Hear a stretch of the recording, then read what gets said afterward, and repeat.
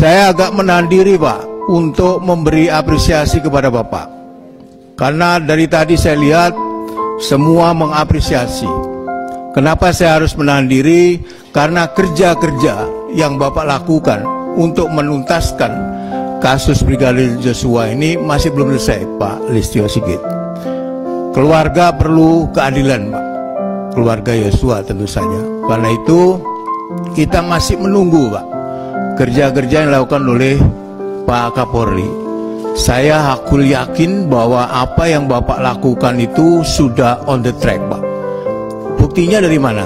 Buktinya adalah dari ketika kasus ini mencuat, itu berbagai survei menunjukkan, ini tentu persepsi, Pak, ya, persepsi publik, itu sangat drastis turun, Pak.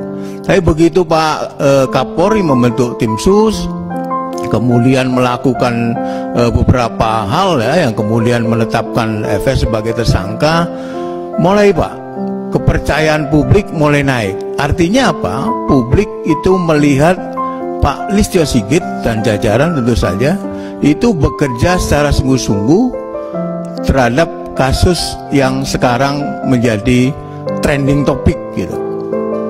Saya perlu terima kasih kepada Allah Subhanahu wa Ta'ala, Pak, Tuhan Yang Maha Esa, melalui tangan Pak Presiden Jokowi yang meminta secara terus-menerus, saya hitung 4 kali, Pak, meminta agar kasus ini dibuka secara transparan, jangan lagi ada yang tutup-tutupi, jangan lagi ada yang direkayasa, kemudian juga lewat tangan-tangan netizen. Karena saya yakin kalau itu tidak diramaikan, saya tidak tahu, Pak, nasib kasus ini apakah akan lurus seperti yang sekarang ini.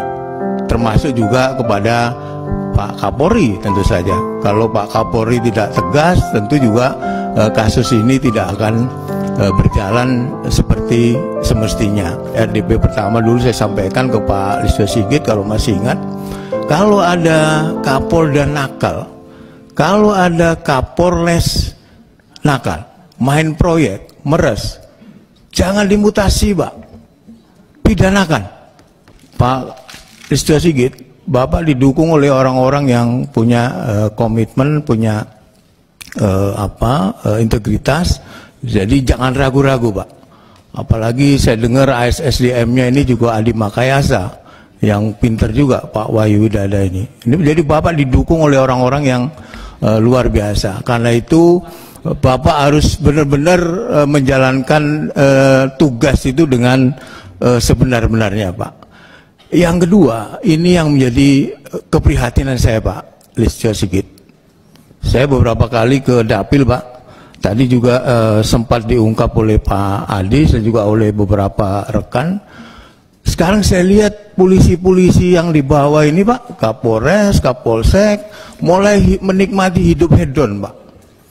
Jadi kalau bukan Kapolresnya atau Kapolseknya, istrinya, Pak, di medsos, pamer sepeda harga 300 juta dan lain sebagainya. Ini menyakitkan, Pak.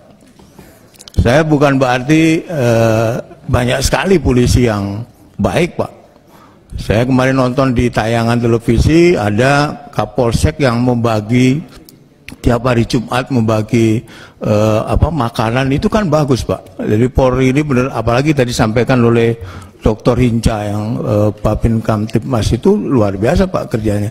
Saya sering ke Dapil, Pak Listio Sigit, sehingga tahu beberapa anak buah Bapak itu juga bagus, ada juga yang nggak bagus, Pak. Mari kita dukung Kapolri untuk tidak diintervensi, apakah itu nitip apa ataupun yang lain gitu, kita dukung.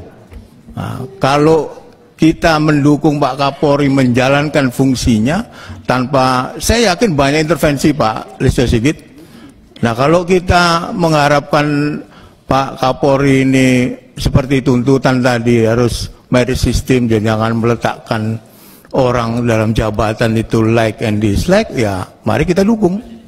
Jadi kalau ada yang intervensi, ya jangan berintervensi gitu, Pak Sigit. Pak Listio Sigit, jika Bapak lurus dan benar dalam menjalankan fungsi sebagai Kapolri, Pak, saya Johan Budi SP, nomor anggota A219, akan mendukung sepenuhnya.